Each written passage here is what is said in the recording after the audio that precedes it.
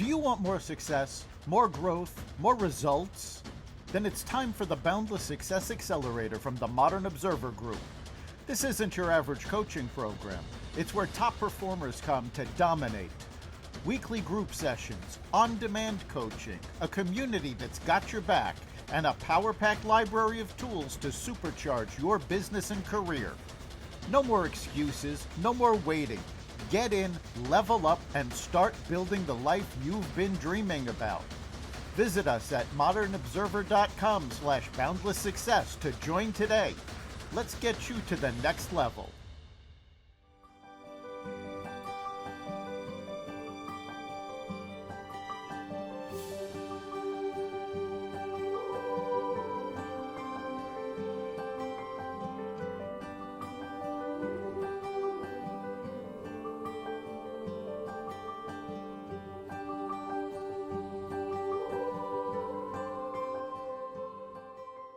We are lighting the candle, a world that works.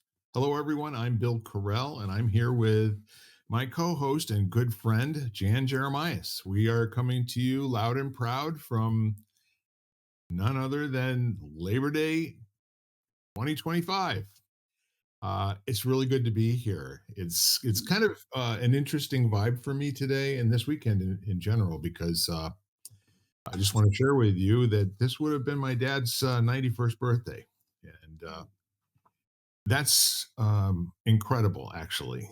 We lost him just about 3 years ago, and 2 years ago, it seems. But the thing of it is that we haven't had any 80-year-olds in our family tree pretty much ever. So he's the pathfinder, the groundbreaker, the leader of the pack, and first one actually to get past, I think, 75. But with that in mind,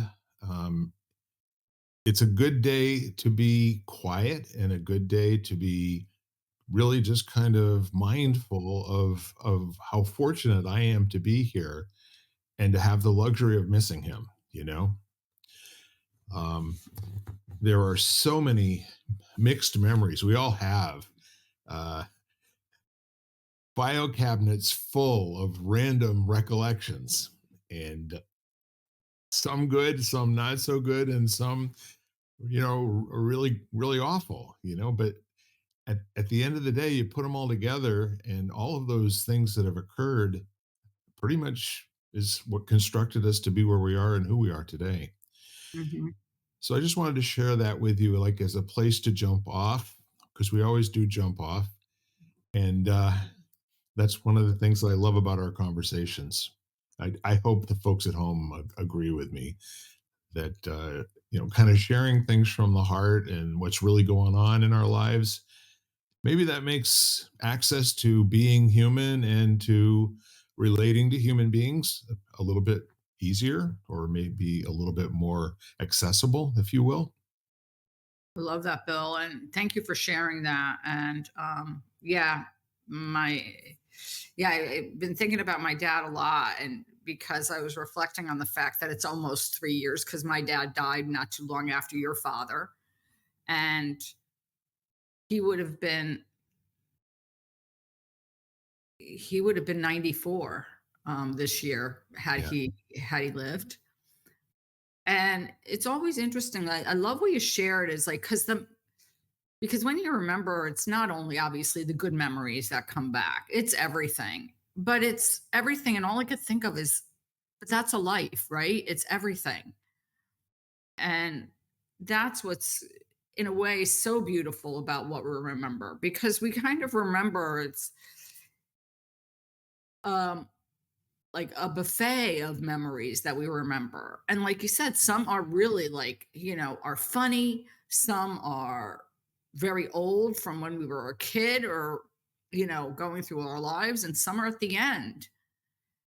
And it's just this conglomeration you know, of a human life, or at least a human physical life. I won't go into the afterlife. We could. We could. I know we could, but we That would strain the boundaries of authenticity, wouldn't it? probably. But yeah. And I think it took me a long time to kind of come to a place where I realized that it is by your memories that you keep them alive for you. Yeah. Like they are present for you. And I don't think I totally got that maybe until the last like 4 or 5 years. It's almost like I looked at those memories as always making me sad in a way, and I didn't want to be sad, so I avoided them, at different points in my life. But then you realize that it's okay that they're sad, and they're like the funny memories. Like I remember them, they make me giggle, and then I get a little teary, and that's okay because he's not here. Yeah. And as opposed to avoiding, I just feel like I'd rather have that than not remember him at all. Yeah. It's kind of neat, really. Couple of thoughts have occurred to me today. Just what a blessing it is to have had him around, and till I was almost 70 years old. Um, his dad passed when he was 34. Passed in 1968.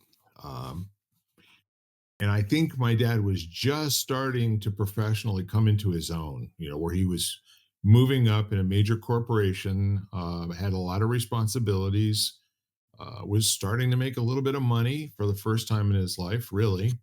Although he had several opportunities to cash in big, working for one of the best grocers in Michigan out of high school. They offered him a partnership, and if he'd have stayed there, he would have been part of what turned out to be about a $3.5 billion corporation. This is an 18-year-old kid that had that stepping stone, and then when he got out of the Air Force, he went to work for a company in Denver called Denver Burglar Alarm, which actually grew all over Southwest United States. He was employee number 17, and that grew to be a few $1 billion before it was gobbled up by a larger corporation about 20 years ago. I kept track of it a little bit because I always just thought these were neat stories. He was destined for leadership, and for going as far as whatever he had inside him could take him, because he had a high school education, and he said that he got by the skin of his teeth, and he didn't really blossom until he got into the Air Force. And that was when they put engaged his mind. He was just so wired, to be an electronics and electrician and all of that sort of thing. And they made a real good start on his education, his growth education in 4 years that he was in the service. So the point that I'm making is that he had a chance to create a rich body of work, many successes, many failures. I mean, almost, to the point where we almost lost him one day. And his dad never really got to see him grow and prosper and get to be somebody that folks admired in a big way in a large organization.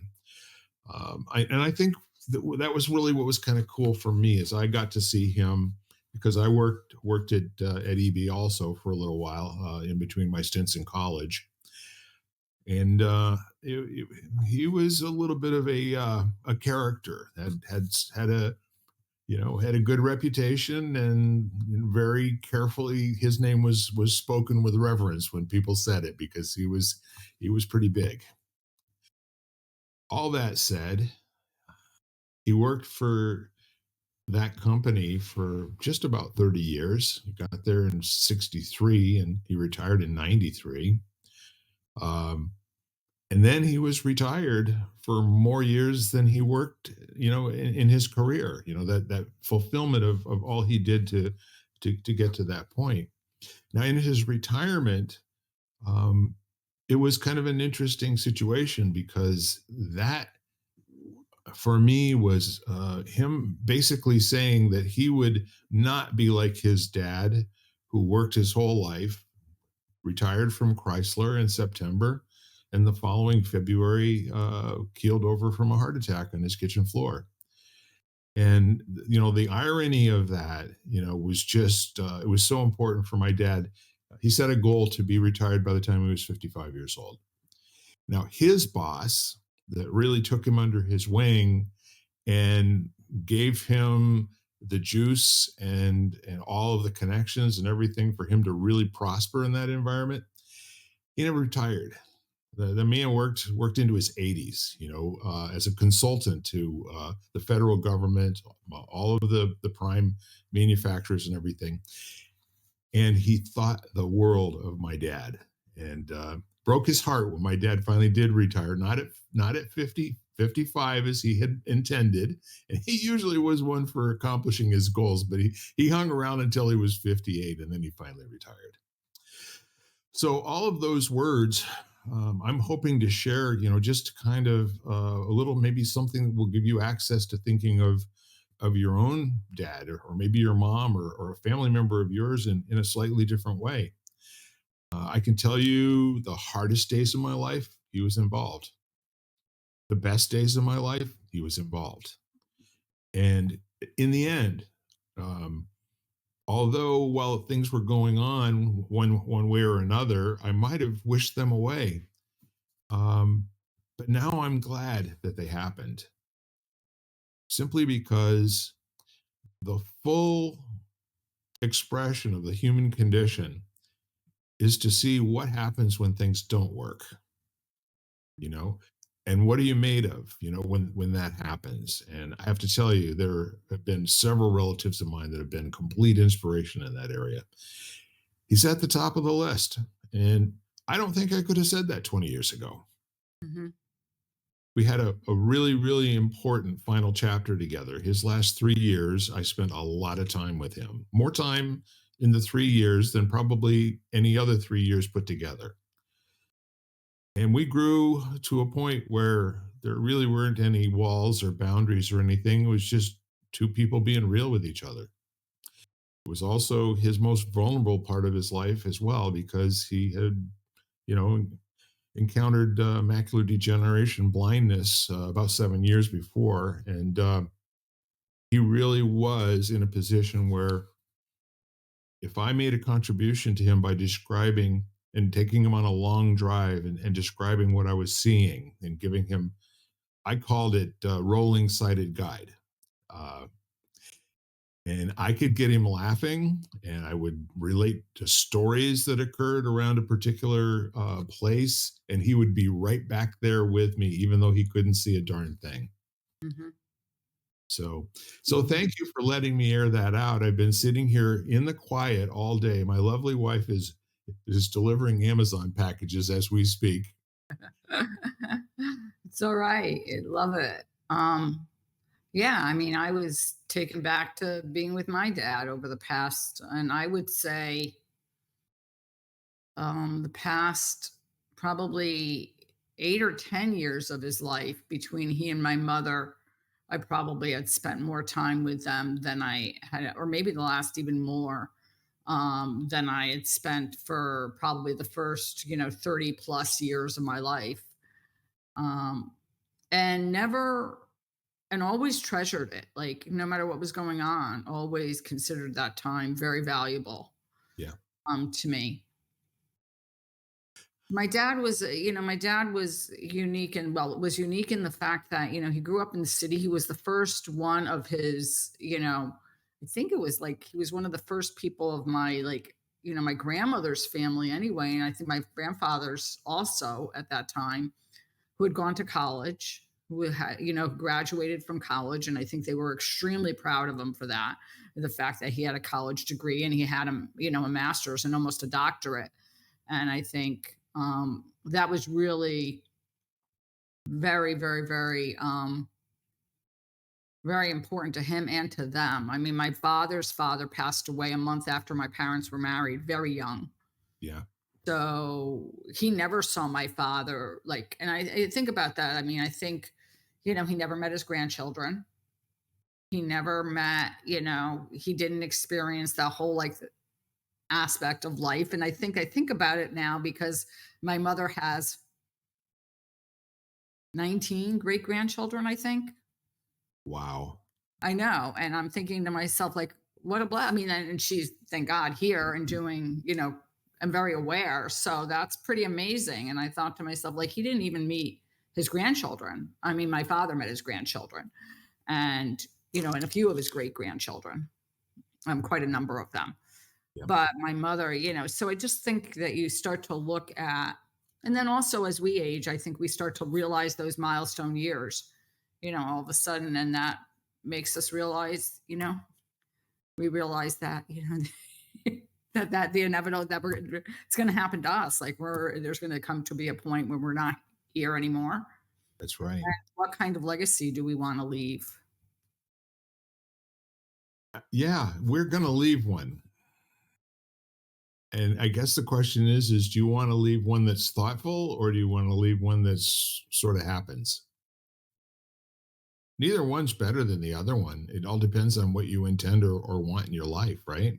Hmm. Yeah, I thought about that recently because I think now, through podcasting and also being a published author, I thought to myself, I'm leaving something of myself behind that's tangible. Yeah. Yeah.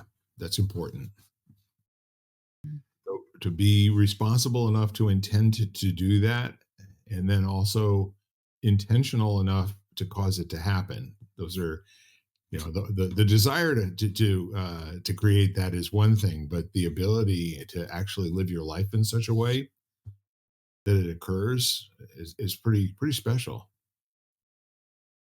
Yeah, we were talking this morning. I was on a meeting and we were just chatting about, um, publishing a book and putting it out there or whatever, or being on a podcast like you were just now, and extremely authentic and vulnerable. And or as vulnerable as we feel comfortable at the time, as much as are willing to put out. Yeah. And I'm not saying we don't necessarily put out everything. I mean, there are parts that we maybe do not feel comfortable with sharing, and then we just don't. And what happens when we kind of finally get to that point of where we're going to share, and then we think about sharing a little more, and we're like, no, no, no, no, no, that was far enough. I hit the edge of the cliff, and that's about it for now.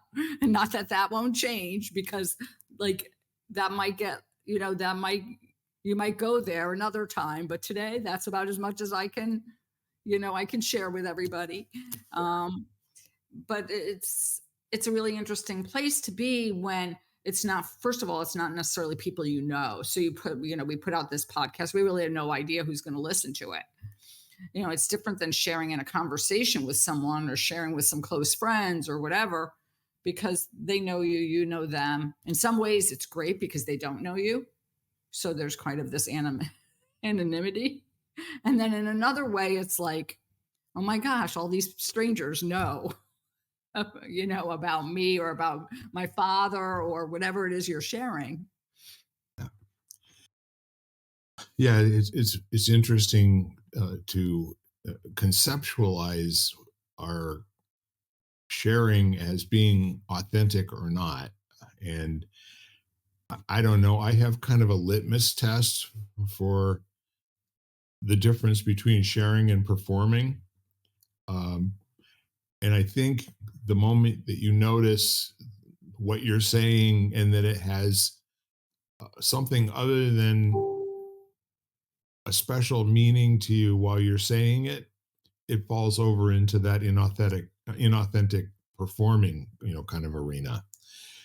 And again, there are people who make a great living off of performing authenticity, and we know who they are. They cry in exactly the same spot in every city when they're standing up and sharing to an audience. Um, and it's intended to derive an effect. However, I think really truly great orators try not to say exactly the same thing that they've said before because it runs out of juice for them, and that's where they have to dig deeper to kind of access what they were feeling the first time there was this authentic reaction of either laughter or tears or whatever it is. So I mentioned that today because the only way that I've ever been able to find to really truly get underneath um, and connect with my own humanity is to dive into those uncomfortable areas. Like you said, the first time you get, within 20 feet of the edge of the Empire State Building, looking down at Manhattan, and the next time you get closer and closer, and then before you know it, it's almost too much for people to hear sometimes. Yeah, I mean, we were talking about that and the fact that like now we're working on the second book and what we'll share in that. And, and I think, we all came up with this feeling of like what we shared in the first book was quite personal and quite, obviously very authentic and was a lot of our personal stories, almost autobiographical, um, around a theme, and how now it's almost like this: how much deeper do I go? And what do I feel comfortable with, And so it's really interesting to be in that place. And one of the things you talked about, because I get asked a lot if I teach the same class, like if I teach a yoga class in the same day, do I say the same stuff? Or like our conversations. And the thing Right. is that when we're doing them, it's not like we could have another conversation in an hour and it wouldn't be the same conversation. We can't. It's too natural and too like, just going back and forth. And when I teach, I can't do it either. And, my mother once asked me, I said, no way, it would be very easy if I could just go in and like kind of cookie cutter it out and just sit there and say, okay, I'm going. But then I have different people who come into class who are going through different stuff. People Right. come in different moods. It's not like I can literally teach the same class. Like it's just not even possible for me. Right. Yeah, I think what you're pointing to, that there are people who take a formulaic approach to executing their life, and there are things that they know that have gotten certain kinds of reactions, and we'll call those tools, okay? But in the end, and I use the word "but" very, very cognitively, okay? I am cognizant of the fact that it is going to negate everything that I just said. I'm going to say, but what they don't realize is it's far less important to have a great tool and far more important to have great skill in executing with any tool. Hmm. It's got to fit the moment. It has Hmm. to fit the listener. It has to get into the listener's world. And then what you were saying, you said one line there, and I don't know if I could, but it was the gist of, let me think of what I was thinking about based on that. Um, yeah, of basically going through your life with a specific, let's say, way you run it. And I think sometimes what ends up happening, because I know this for myself and I've seen this lately, and it's kind of like, is we have certain behaviors which we know, let's say, bring attention to us, whether that be in a relationship. Like we have a particular role we play basically in that, in the way we converse or the way we're used to relating to certain people. Right. And realizing that, and depending on what that role is or what that behavior is, good or bad, it's very interesting to start to examine when you kind of go to that mode and why you go there. And that could be that you are the person who's, and it might not be a negative, like, it might not be a negative behavior. It could be that you are super kind and that you go out of your way for people. Like that Yeah. just might be your tendency. But the question is, why do you do that? Like, where does it come from? And I think I've been looking at that is like, is it because you're feeling insecure? Or is it because you're trying to, you're a people pleaser? Or is it, and so what is the agenda in a way, not in a bad way, but what is the agenda behind it? And when do you revert to it? I guess when do you go there? Like, when do you feel the need to kind of act in that way? So that's a lot, but um, I've been sitting there in my spare time. Well, what you're bringing to mind for me is I have a dear friend. I don't know if you know her or not, but this is a woman I think the world of. She has been struggling in pretty much all areas of her life and has taken the time, and she calls it like a rebuilding time. She has the luxury of taking some time out, not having to work at all, and just concentrate on reconstituting who she is on the inside, like really taking a look at different things and taking like how does she view the world, and what does that do in terms of locking her into some things and locking her out of other things. And I think that's what we really want to watch, because when we get into executing formulas, there's only so far you can go. It's like tying your shoelaces together and trying to run, while you're in that delivering a formula mode.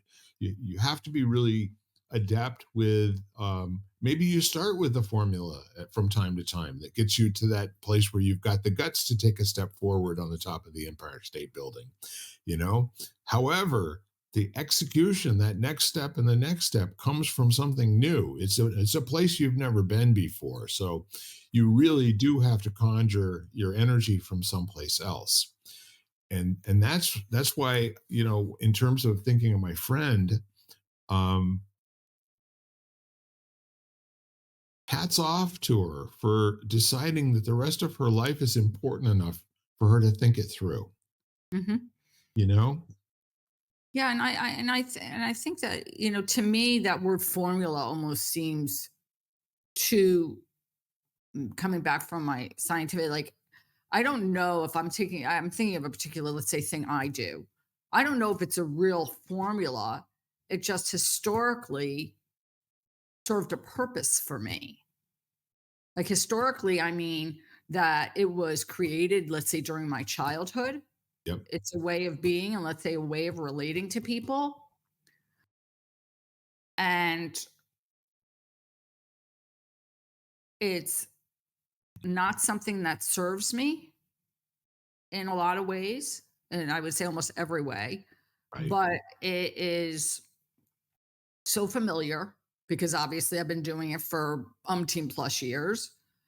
I could see why I do it. Stopping myself from doing it is really challenging Right. because it's so automatic almost. So I think it's not necessarily, I mean, I wouldn't even look at it as a formula because I look at a formula and I think, okay, science, and I think math. I think if it's almost like it is a behavior, it is a behavior within me, which was created maybe when I was 2, 3 years old, 4 years old, which is basically like clothing that doesn't fit anymore. Or I have to choose that. Like I have to decide that it doesn't fit anymore. Yeah. That's really that's really what it is. I have to decide that I'm gonna take off this clothing and Yeah. talk about being bare and vulnerable. That's what makes me think of. I have to take off this clothing and maybe feel a little bit exposed. So there's just a lot of richness in what you're talking about, because again, the formulas that you have learned to lean on as a go-to, they become your habits, and those Right. habits become invisible to you. You don't have any idea that you just always seem to punt to the same three steps every time something happens in your life. And you have to really kind of appreciate someone who will sit and say, well, let me see, Jan, how long have you had short hair? What would it be like if you were to allow your hair to grow out, and be shoulder length, or be long enough for you to be able to do neat things like skull braids, or other types of adornments that would be a little bit different and offbeat for you, as opposed to um, being like probably 97% of all the other yoga instructors I've ever met, with short hair, Well, There's I would say that if you were practically speaking, I don't have good long hair. I love long hair. My Yeah. hair does not do well long, which is why I have it short. But it's not for lack of wanting long hair. I just my hair is not cut out for that. And I had long hair for a long time. And but it just does not do well. So I had to, and then now I have people who say, "You have the best head for short hair. Like you have really great short hair." So that's an easy one for me. That's an easy one for me. Even though at some points I'm like, I would really love to grow it out. And then I think about it and I'm like, nah, it just never looks good. But see, Um, here's an interesting perspective. When was the last time you had long hair to be annoyed by it? To be annoyed by it? Well, I mean, it started to get long last week and it was driving me nuts, but that's because it was at the in between stage, and that's Yes. always really hard. Um, the last time I had long hair, I to think, probably was a few years ago, and it wasn't really long. It was like down to here. Like it was like probably top of my, bottom of my neck kind of thing. Right. Maybe just enough to pull back. But I had long hair for a lot of years. I mean, growing up, and then I cut it short, and then I grew it out. And so it was probably, at least ponytail length, I mean, it was pretty, but it never did well. Like I just don't have the face for it, nor the hair for the hair, for that hairstyle. But um, what's interesting, it's so funny that we're talking because I got my hair cut yesterday and I was talking to my mom last night. We were talking, I was saying that I think I have one friend who still colors their hair. And I mean, this is my natural color. I mean, I don't do anything to it anymore. And, but I have one friend who still colors her hair, but all the rest of my friends have like stopped. Yeah. And I think that was part of the gift of COVID was like, people couldn't get their hair done and and then I think people just never went back. Um, but as we talk about hair, so I'm laughing. But I think it is whether it be, I mean, we're using the example of hair, but I think it does get to be of, you know, it becomes almost like in a way a game of like, okay, well, let's see if I try this on and I start to see if I can give up this behavior or whatever Yeah. for today or for this conversation or kind of and go into an interaction differently. Different from me. I mean, the person may observe that and find it, and maybe might say something. Obviously, they probably will notice because you're coming in from a different place. Yes. But it's can you be courageous enough, really, to try it out? Yeah. The first 5 seconds takes courage, and you really, not just you in particular, but people in general, stop short of the first 5 seconds on something that terrifies them over and over and over again. And kind of getting back to what we were talking about before, we were talking about hair. And I think the hair conversation is a good one because I think you demonstrated, what the sentences that automatically come to mind when consider having long hair, and it's again, um, it's the folks in things that are not like hair. Sometimes it's picking the phone up to dial the number for a difficult relative, or um, addressing a situation that through procrastination or something else you've let grow much into a bigger head conversation that you've had over and over again that you just know is not going to go well, right? And then you do the call and the other person on the other end has absolutely nothing there to engage what you thought the horribleness of the call was going to be, and you get through it and it seemed to have worked. And how much do we do that in our life where we're constantly waiting until tomorrow or the next day for stuff that we could have had done last week and that would just set us off at a different trajectory in life? Well, I think that we spend a lot of time. I mean, personally, I can say I spend a lot of time. Um, let's see, going through whatever it is in my head. I mean, I Right. think everybody does that. And usually the scenarios we create in our head are dramatic, Yeah. are tend to be on the negative, like it's not going to work out, something else is going to happen, like you know, and that's an interesting observation to notice of like how much are you catastrophizing and how much are you going down that road of, like, oh, the heaters, whatever it is, that appliance isn't going to work, it doesn't work, and I'm going to have to call the repairman, and it's going to cost me $500, and or they're going to say it's not fixable, and then it's going to cost me a few $1,000s, and we're doing all this in our heads, and then, and we haven't even picked up the phone yet to find out, um, like to talk to the repair person yet. Yeah. And we've had that whole, like, however long conversation in our head about what's going to happen. Yeah. It's like, I think it's Will Rogers who said, in my life, I've experienced many a catastrophe, some of which actually happened. Right, exactly. So I think that we do that a lot. And I think if it's a challenging situation or has the potential to be a challenging situation, or it's a situation that happened before that happened not to go well, Right.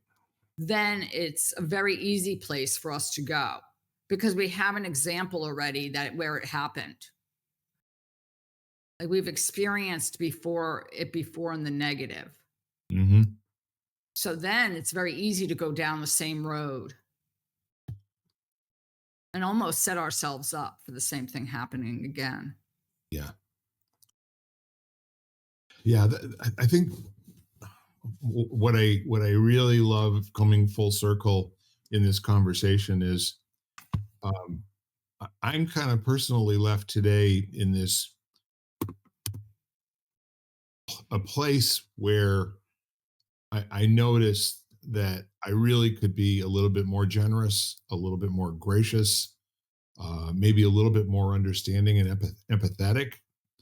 Um, for some people that I have um, a short tolerance or a short fuse, if you will, before I decide that I'm not real interested in what they're going to say. Mhm. Um, and I have worked a lot to be that person that genuinely can shut my brain off long enough to give the perfect amount of attention to take in and be able to, productively give back something, uh, to acknowledge that not only did I listen, but I actually understood or have a question in order to gain more understanding. But damn it, there are just a few people that it wears me out. And I mean, I get that it has nothing to do with them. You know, it's not them. It's my relationship to the thoughts that I have about them. Um, and maybe, sheepishly saying it's an arrogance that I don't behave that way, but damn it, I do. The evidence is there and it's strong. And it's not exactly flattering, for somebody like me that considers, I think everybody as being valuable and having purpose on the face of the earth.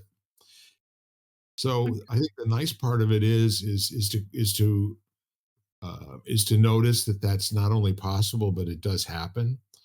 And there are people that also I feel like I only hear from them when they need something. Do you know what I mean? Mhm. I mean, beyond that, their lives are all going other places, and um, but the moment that they really need something, who's their first go-to person? Who's usually going to help out? Mhm. I think that, we all have certain things that, let's say, we find challenging to listen to or challenging to kind of be around. Um and some of that, I don't know that, let's say, my reaction to that is necessarily in some ways wrong. I mean, I believe they need, for and I'm glad to give an example. Like, I have a hard time listening to people, let's say, complain about their health and then not do anything about it. Right. And I'm not talking about one time. I'm talking about over and over and over again and giving someone options and them saying that won't work. Like, Yeah. it's not, they haven't really even listened to me. And it's not the fact that they're listening to me or not listening to me. I think it's the fact that they won't try anything. And I have a really hard time like listening to that over and over and over again. Yes. And some of that is me, and some of it is them and the fact that all they do is complain.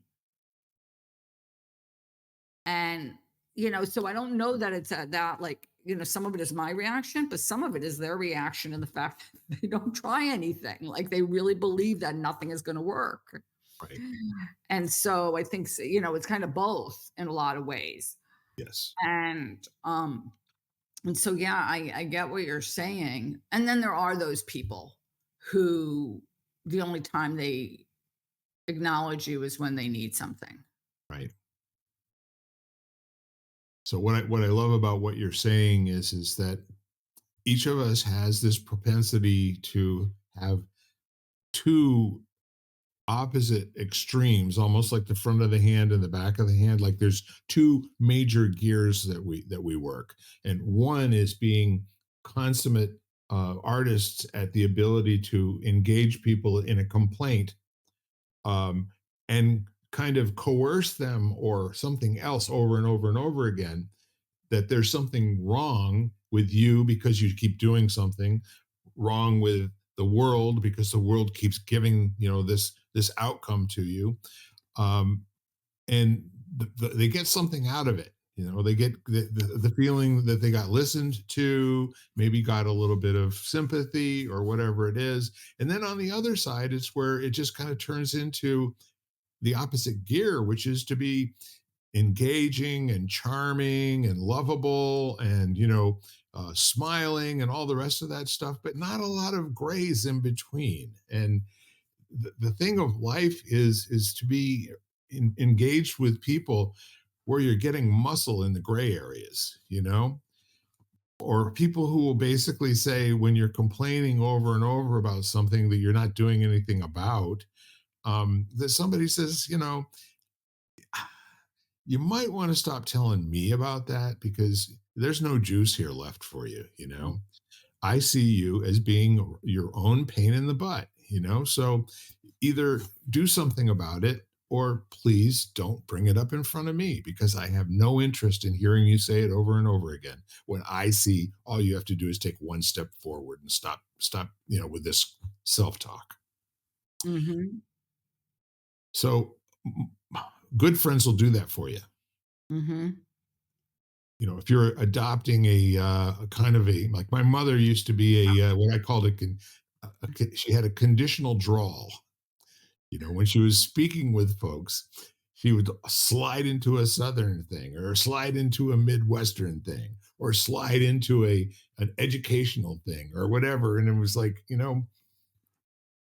she just wanted to be loved and be included. But it was her formula for coming across as somebody who fits in. And, she had no idea she did it. Mhm. I love it. But, I'd see her around different groups of women, and then all of a sudden she was just a different person. And it's like, I asked her about it one day and I said, do you know? And she goes, yeah, it's a problem.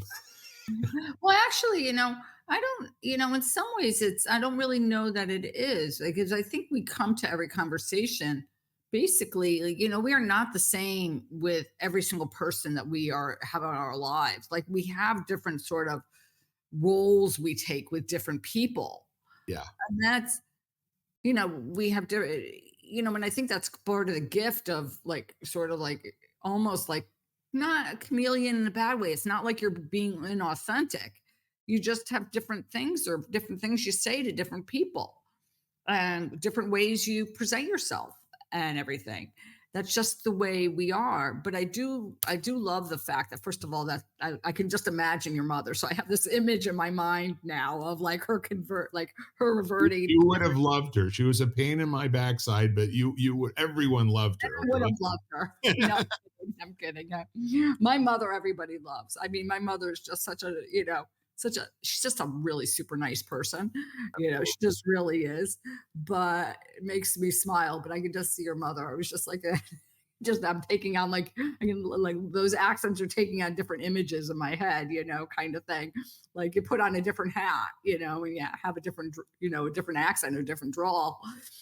But there's something really special about that though, because Yeah. she was, but I love what you shared about when you're with somebody and if they, I'm not like, you're not going to get anything. Like if you're looking to complain to me, you're not going to get what you want out of that. Like I have really nothing to offer you. Yeah. And I think and I like that. Yeah, and when they're on a roll, it kind of ticks them off for you to say, "Well, what do you think you need to do?" Or why do you think that this is persisting for you after 25 years? Why is it the first time that we meet each other after a long period of time, the first thing in the conversation is for you to bring this up? Oh, do I do that? Well, maybe you do. It kind of seems like maybe you do. Well, maybe you didn't know. No, no, I didn't know. So, yeah, let me take a look at that. Somebody who gives a good rap is going to respond that way. Somebody who's just interested in getting and being the center of and attention wherever she goes will continue to do everything she's always done to be the center of attention wherever she goes. Yeah. And then I think as we talk about conversations, I mean, I think you just have times when you need to go into a conversation. And I'm not talking about somebody who complains, who happens to go down the same path every single conversation. We, Right. w- I, we all need an opportunity at one time or another to vent or to be able to open up and not want anything, in return except for someone to listen to us. And maybe that's the role for people like somebody who takes the same path, and that you're basically the only one in their life who lets them do that. And maybe Right. that's what they need. And then to me, then maybe knowing that that's what they need. Okay, if you need me to just sit here and listen, okay, I'm happy to do that and know that that's my role. And then, okay, and then know that they're not looking for me to offer a solution. They just want to vent. Right. Yeah. It's kind of a dicey area because in some cases it's a friend who you can choose to spend more or less time with. In some cases, it's a family member who you can choose to spend more or less time with. Or sometimes it's a family member you cannot choose to spend more or less time with. That's right, exactly. It's either all of the above or none of the above, and the next thing you know, the quality of your life is dependent upon on these interactions. And I think really going away with a complaint about somebody that you haven't addressed with them is more of the same thing, and congratulations, you're doing what you're upset about the other person, right? Hmm. When we do something like that, Never. Never. Oh my goodness.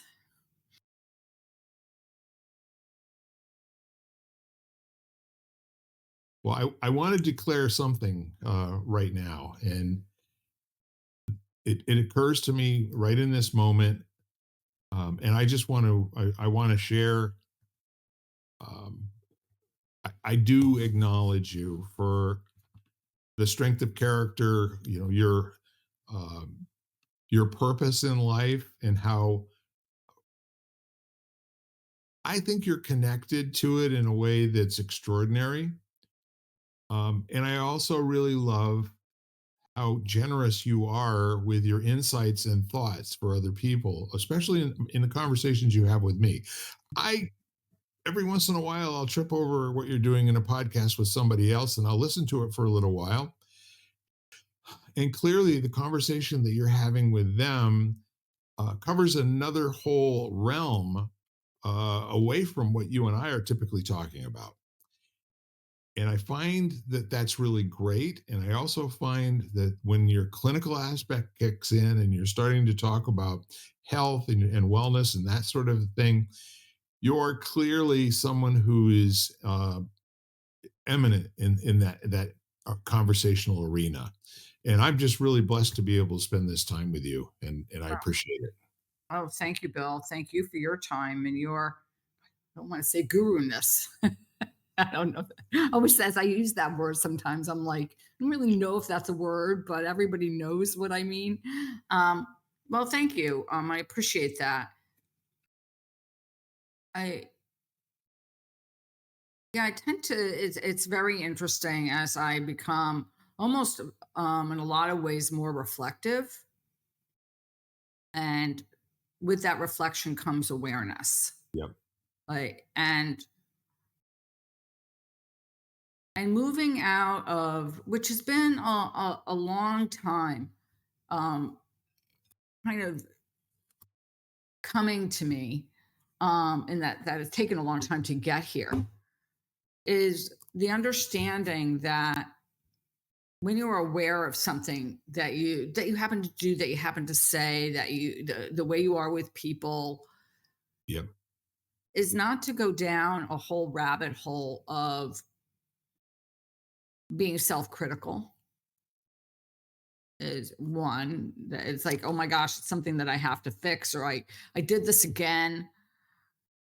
And not that necessarily can find it funny that I do it again. Every now and then when I do something, I'll be like doing that again. And I kind of laugh because, but even if I don't do that, it's just to allow the space for it to happen and realize that it is a habit. Right. That's a habit. It's like every habit. It's not necessarily easy to break and it takes time. Mhm. So what you're alluding to is self awareness, Yep. and and I love that there could be myriad responses to that noticing of it. You know, like in the moment, being completely taken away from the conversation that's going on as you're trying to figure out how to fix the mess you just created. You know, and the neatest thing that you can do there is forgive yourself immediately, get back into the conversation, pay attention again, and now try a different tack. You don't even have to say, you don't have to acknowledge a conversational failure.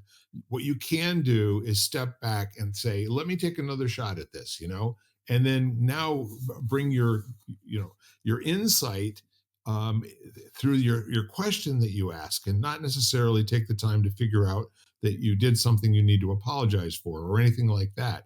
Sometimes you do, but I think if you spend more time working at trying to get to the point of understanding, and exchanging the ideas in with the integrity that they're being delivered to you, um, it's a lot better than just spending a lot of time talking about how you did something you didn't want to do and you didn't mean to and all that kind of thing.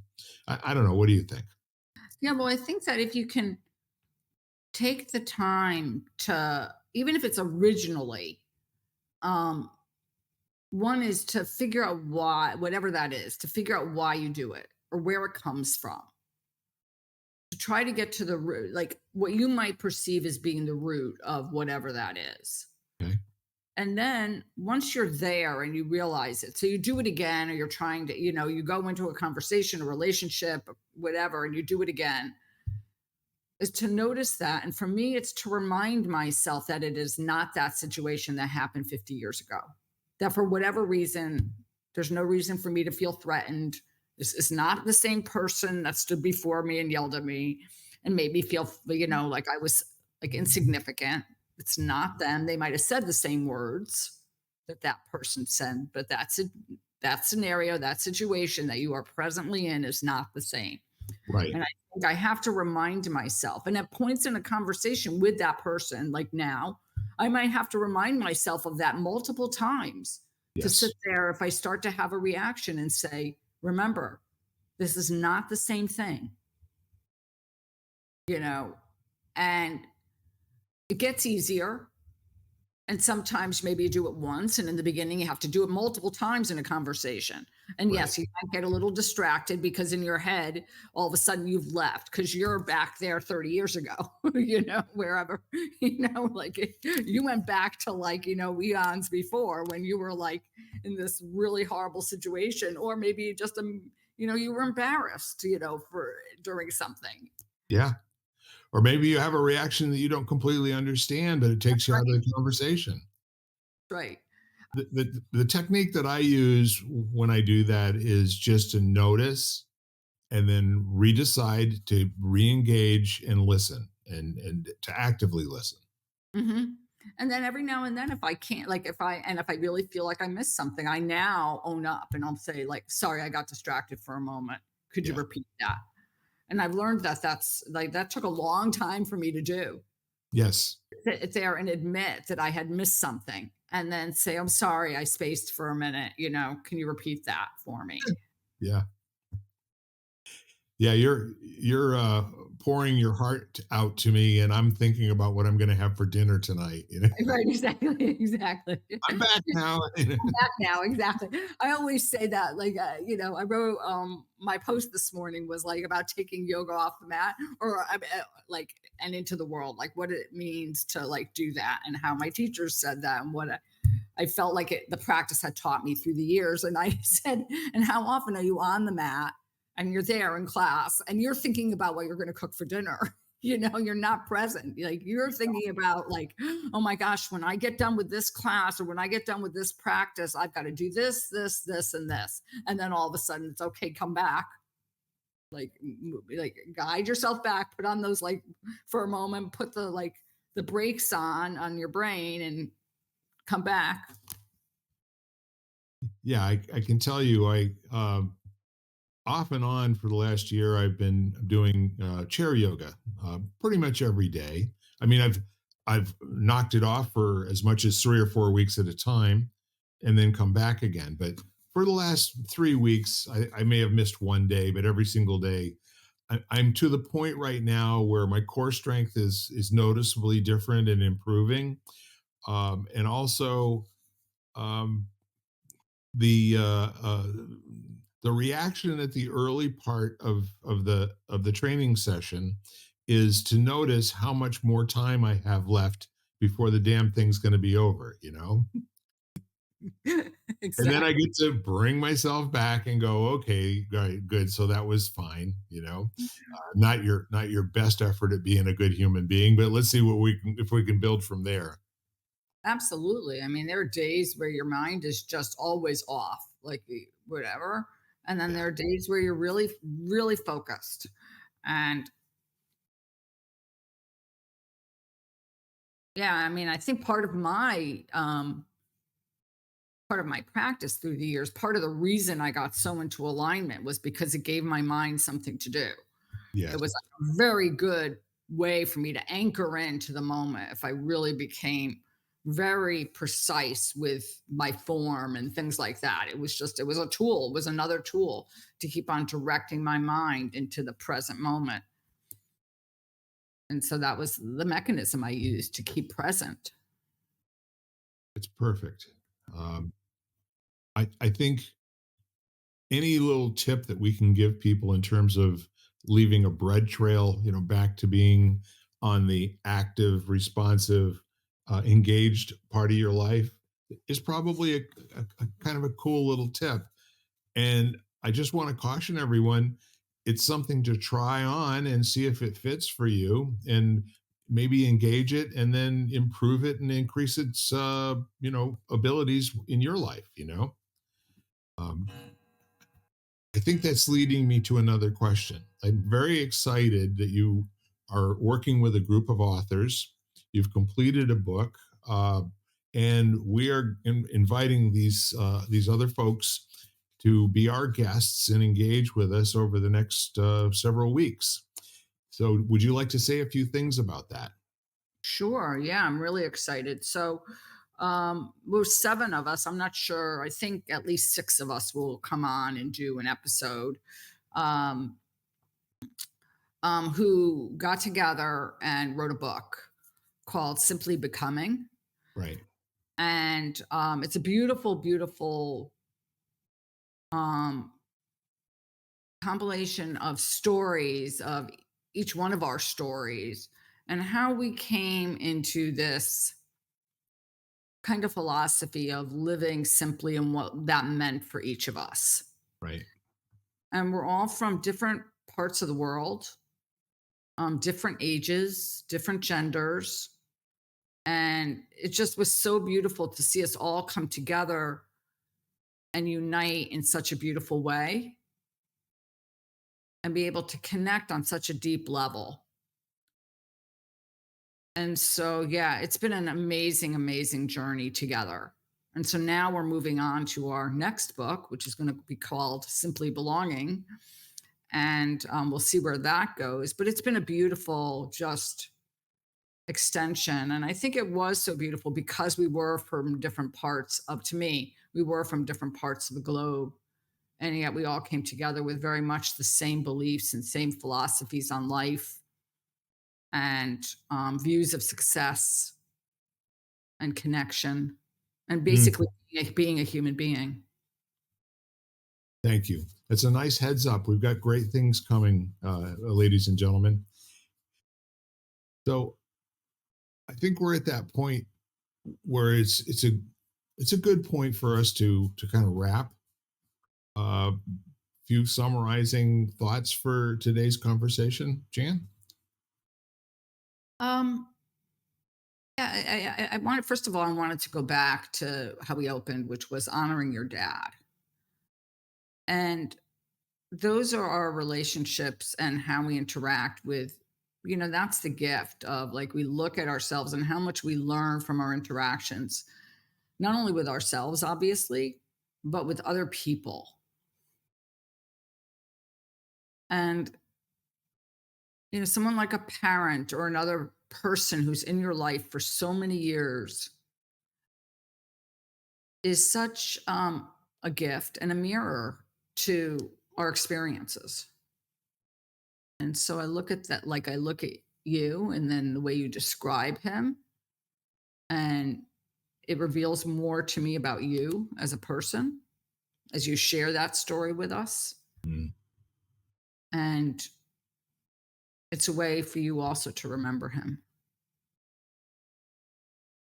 thank you. You're welcome. So here we are, ladies and gentlemen. I don't know if you can tell, but I genuinely love Jan Jeremias, and I can feel the love from you too, my friend. Absolutely, Bill. So I think with that in mind, I'd like to just wrap with our usual invitation to you. Please take the opportunity to reach out to someone in your life. You just never know where people are in their journey. And I can tell you, recently I had an experience with a story about someone who was actually saved by a person who took the time to help them pick their books up off the ground and walk them home. Um, so I'm going to tell you that there are people that you will never know where they are in the world, and you can't tell them too often how important it is to you that they are in the world. That because they are in the world, your world works. So please do that. And I'd like to just leave you with this final thought for today. Today is Labor Day. Perhaps you can take a few moments and you can ponder those times during the rest of the year where you were wondering whether it was worth it, where you were wondering if it would ever end. And it did, or it didn't. You're taking a little bit of time out today, maybe from things that you're in the middle of, some of which might have been going on for a long time. It doesn't seem like you're getting any closer to conclusion. Just take a few moments and give yourself some credit. Slap yourself on the back a little bit and give yourself an attaboy or an attagirl for how you are doing life. It's the way you know. It's always the challenge to improve how you're going about it. And do reach out to folks. Do take on board ideas that you haven't heard before. So we are lighting the candle, a world that works. I'm Bill Carell, and I'm here with Jan Jeremiah. Thank you very much, Jan. Oh, thank you, Bill. All right. Bye-bye for now, y'all.